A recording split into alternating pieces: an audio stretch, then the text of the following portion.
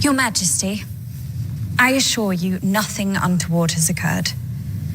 It is only that we love each other so very much. While I was deeply flattered by the attention of your nephew, the Prince, I simply could not ignore my long-standing affection for the Duke. You see, Your Majesty, it was love at first sight. It was not, Your Majesty. The young lady flatters me.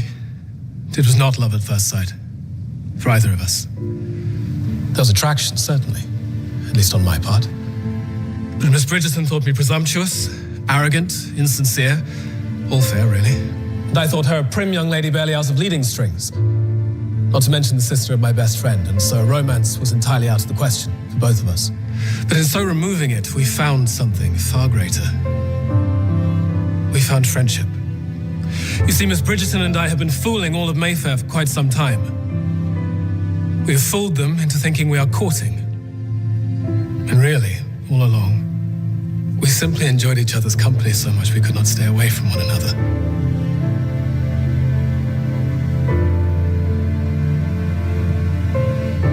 I had never been a man that much enjoyed flirting, or chatting, or indeed talking at all with Daphne. Miss Bridgerton. Conversation has always been easy. Her laughter brings me joy. To meet a beautiful woman is one thing, but to meet your best friend and the most beautiful of women is something entirely apart. And it is with my sincerest apologies, I must say, it took the Prince coming along for me to realize I did not want Miss Bridgerton to only be my friend, I wanted her to be my wife. I want her to be my wife. And so I plead with you not to make us wait.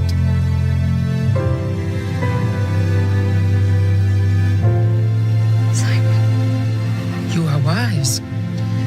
Or perhaps unusually lucky to understand friendship to be the best possible foundation a marriage can have. How they got here in this scene was they were going back and forth a lot about she's about to marry the Prince and he has feelings for Daphne, but he feels he's not right for her, like he's not good enough for her. So he kind of like say we can't hang out anymore, and he says a lot of hurtful things so she will leave, knowing he doesn't feel that way. So the ball before this particular scene happens, he runs into her. He said he was leaving town and stuff like that, and she has like a little hissy fit or whatever, like a toddler, which is a hilarious scene. Stumps her feet and walks off. And he's saying Miss Bridgerton, like he's calling for her, but she's walking away. So he follows after her and he commands her to stop and all that type of stuff. And then they end up kissing, or he kisses her. He says, "I'm sorry, I apologize." And then she kisses him. So they're going at it for a little hot second. And then her brother finds out or sees them kissing. And then he starts beating the hell out of Simon. And he says, "You will marry her." He was like, "I cannot marry her." He's like, "You will marry her." And then because in this time, that's being disrespectful, dishonorable, and stuff like that. So not knowingly, they know they've been seen by someone else, and Daphne finds that out. So they're trying to rush and get married. So if this does come out, they're already married, so no one can say anything. So at this point, they both like each other.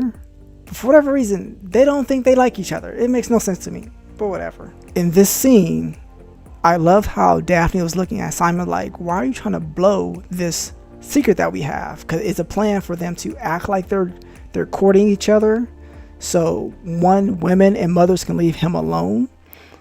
So they're not trying to throw their dollars at him so they can get married. Daphne has been almost ruined by her brother because he scares everyone off who's trying to court her. So by her brother running everyone off, she's deemed damaged goods, where must be something wrong with her that no one wants to marry her. So Daphne and Simon decide to act like they're courting to more guys interested in her because they'll be jealous because of his title, that he wants her because he's a duke. All the other lords and stuff will want her as well. And then she'll have her pick of suitors of who she wants. And then he don't have to worry about no one trying to throw their daughters at him because he's taken by her. So that's how we got there. But what I do like about this scene, this is one of my favorite scenes in the show, especially season 1, where they had this plan. And the look on Daphne's face is more like, why are you telling the secret to the queen? She can make or break this union. And I like how he was very honest about how he really felt. But Daphne at this time is not knowing this is how he really feels. And she's thinking he is just saying this stuff for the queen so they can get married. And they feel they're trapping each other in this marriage.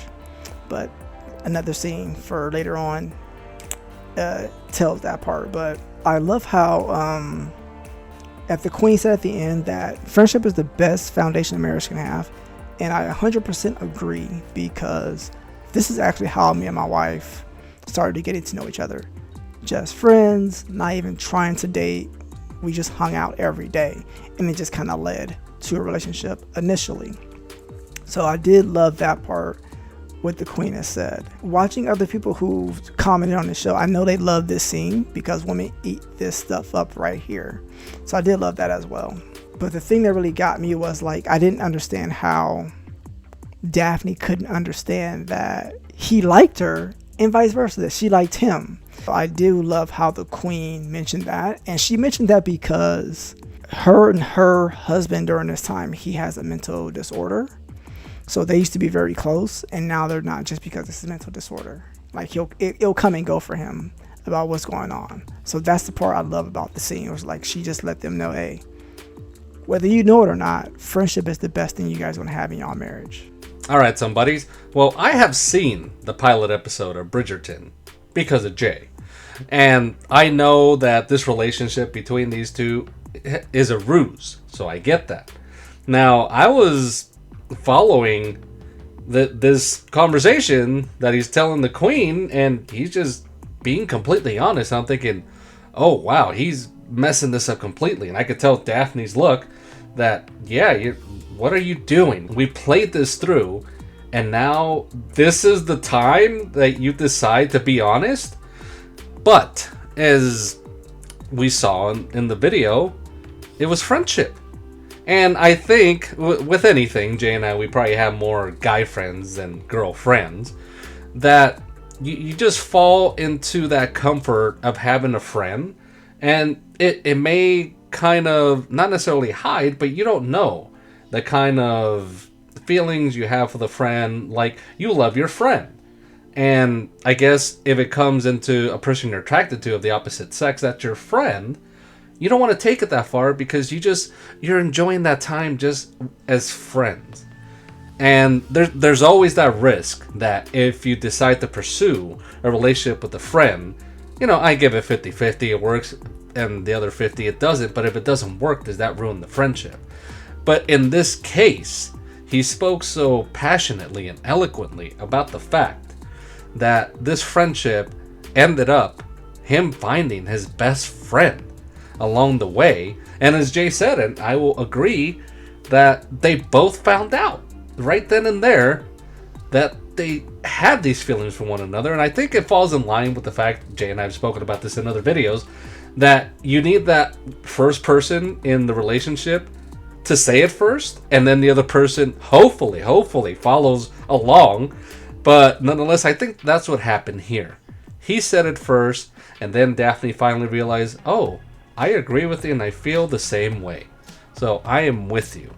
And I'm glad that Jay said he'll bring up the other episode, because I'm kind of getting curious about this. He may drag me into it, especially because his wife won't watch it with him. So I know he needs somebody else to watch this show with. So we'll see how it goes, some buddies. Oh, let me correct you real quick. Even in this scene, Daphne doesn't believe he's being honest. She probably believes parts of it, but she doesn't think that he likes her in that way. Just because in the next scene, they do get married, and then they go on their honeymoon, but he gets separate rooms for them just because he feels guilty, because he knows she wants to be a mother and he cannot have children.